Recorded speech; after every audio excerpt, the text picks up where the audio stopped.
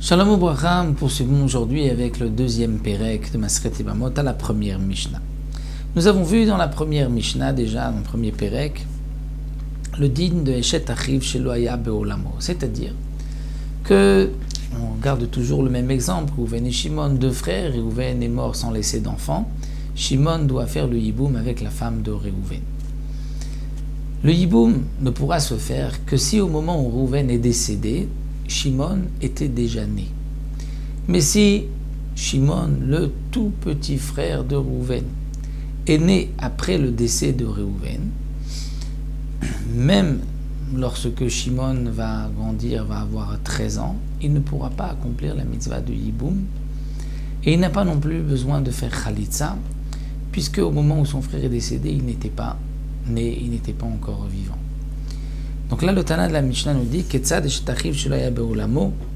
Comment nous avons vu aussi que la femme de son frère, Shelo Haya Be'olamo, qui n'était pas donc Be'olamo dans son monde, c'est-à-dire lorsqu'il est décédé, il n'était pas encore né.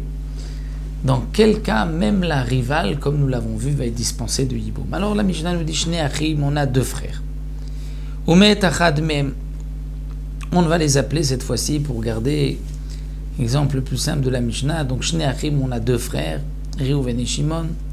Umet Achad Mem, et Reuven est décédé. Velo nolad lahem ach. Et ensuite, ils ont eu un petit frère, on va l'appeler Lévi. Donc, Lévi, lui, n'est pas concerné par le Yiboum, mais la Khalitsa de la femme de Reuven. V'achar kach ibem hasheni et Eshet Achiv. Donc, Shimon, lui, a dû faire le Yiboum de la femme de Reuven. Il s'est marié, il a fait le yiboum de la femme de Reuven, et va mettre, et à son tour, il est mort. Et il avait, lui, une autre femme. La première femme de Shimon, c'est-à-dire celle qui était la femme de Reuven, est interdite à Lévi, puisque par rapport à Lévi, c'est la femme de son frère Reuven, avec laquelle il n'a pas de mitzvah de yiboum. Même si elle était une fois la femme de son frère, elle reste interdite à jamais. Il ne pourra se marier que dans le cadre de yiboum. Mais comme lui est né après le décès de Reuven, donc elle reste la femme de Reuven qui lui est interdite. Même si elle s'est mariée avec Shimon et que maintenant Shimon est décédé et que Lévi doit faire yiboum avec la femme de Shimon, mais celle-ci lui est interdite. Donc Arishona Yotzet Mishem Meshem Tarif Shela Be'olamo, elle sort, c'est-à-dire elle n'a pas ni de yiboum ni de khalitsa parce que c'était la femme de son frère Reuven qui n'était pas à son époque, c'est-à-dire puisque lui, Lévi est né après, Ve'ashnia, la deuxième femme de Shimon, qui aurait pu faire Yiboum avec Lévi, en est dispensée Mishum Tsarata, parce qu'elle est la rivale d'une femme qui lui est interdite. Asa ba ma'amar vamet.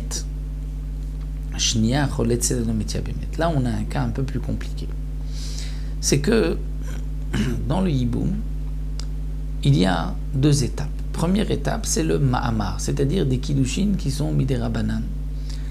Il va lui donner même de l'argent, ou va lui dire voilà, on va accomplir la mitzvah de Yiboum. Minatora, le Yiboum se fait par le mariage directement. Mais midera banan, il y a un ma'amar, c'est-à-dire on lui dit voilà, elle va être mekudeshet, il va la prendre, il va faire le Yiboum. Lorsqu'on a fait le ma'amar, elle n'est pas encore sa femme, ce n'est pas encore sa yivama. Une fois qu'un homme accomplit la mitzvah de Yiboum, c'est sa femme. On oublie ensuite le principe du Yiboum, c'est sa femme à part entière. Donc on va dire Reuven est mort sans laisser d'enfant.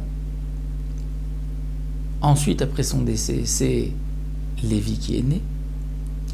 Shimon a lui une autre femme, mais il va accomplir la mitzvah de Yiboum avec la femme de Reuven. Mais il n'a pas encore accompli la mitzvah de Yiboum, il a juste fait un ma'amar, donc un début de Yiboum qui n'est un début que midera banan. Et Shimon décède. Par rapport à Lévi, c'est vrai que cette femme, qui était la femme de Reuven, lui est interdite. Mais la deuxième ne peut pas être encore appelée la rivale de cette femme. Pourquoi ? Parce que Shimon n'a pas encore fait le Yiboum. Donc puisqu'elle ne peut pas être appelée la rivale, il n'y a eu qu'un ma'amar, donc elle devra faire Khalitsa. Alors peut-être même que Lévi pourra faire Yiboum ? Non. Pourquoi ? Parce que comme il y a eu un ma'amar, un début, elle sera quand même interdite, Midi Rabanan. C'est ce que le Tana vient nous dire. Asaba Mahamar Vamet, Shimon a fait un Mahamar avec la femme de Rouven qui est interdite à Lévi, et il est mort, Shimon. Shnia, la deuxième, la rivale. Choletzet, elle doit faire Khalitsa parce qu'elle n'est pas vraiment la rivale de cette femme-là. Velo Betiabemet, parce qu'elle est quand même un petit peu, puisqu'il y a eu un début, donc on ne pourra pas faire Kippour. Donc voici l'explication de cette Mishnah. On se retrouvera pour une autre Mishnah, Bezrat Hashem, la prochaine fois.